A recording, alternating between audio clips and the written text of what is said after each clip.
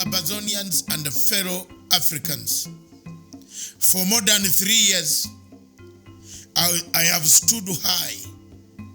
I have walked the valleys. I've walked the mountains of Africa, trying to bring about the plight, to expose the plight of the people of Ambazonia. Since the killings started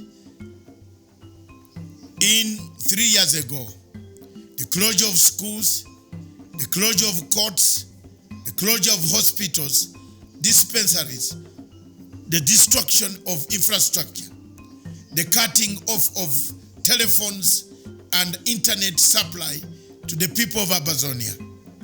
I have stood high amongst the people of Africa to fight for the restoration of the rights of the people of Ambazonia.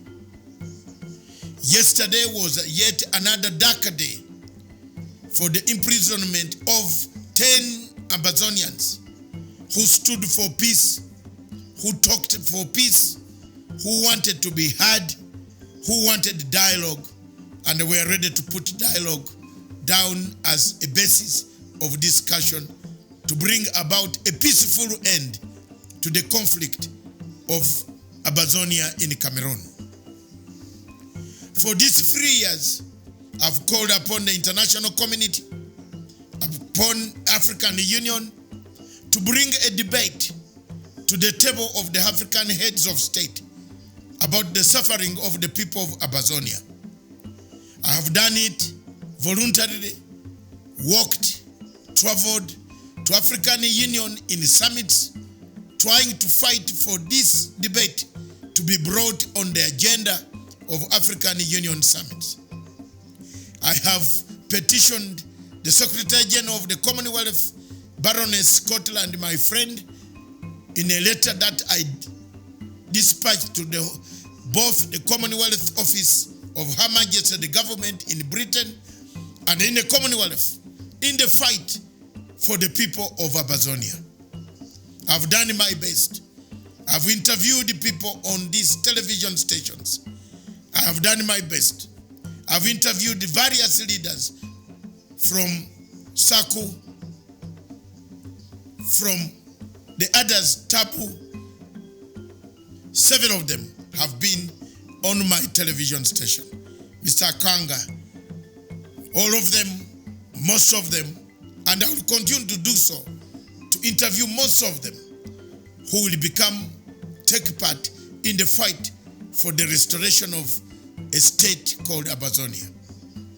I have not and I will not take any intimidation, neither will I succumb to any pressure from Paul Biya's cohorts and his surrogates who roam around the world distorting the facts about what is happening in Ambazonia. I am not a Cameroonian, I am a Pan-African. A Pan-African who wants a peaceful Africa. An Africa cannot integrate when one part of Africa is being destroyed by a dictator called Paul Biya. It is impossible. Therefore, we call upon the international community, the United States of America, the British government to intervene, to give freedom to the people, the 10 men jailed for life for having asked for dialogue, to speak with the president or the people of Cameroon to find an amicable solution for the people of Ambazonia.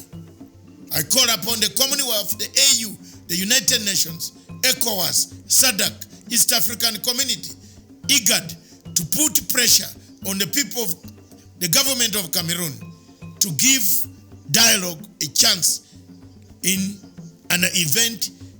Also call upon Switzerland, which is taking part in making people negotiate, to now look at this new threat as a threat that can change the dynamics on the ground. The war that has been taken to the people of Ambazonia cannot stop when the basic needs of the people, the suffering of the women, the children who have never gone to school for the last 3 years, is not lifted.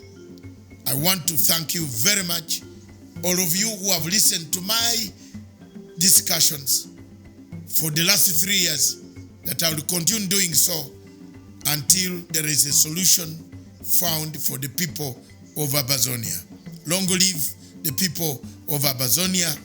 Long live African unity. Thank you.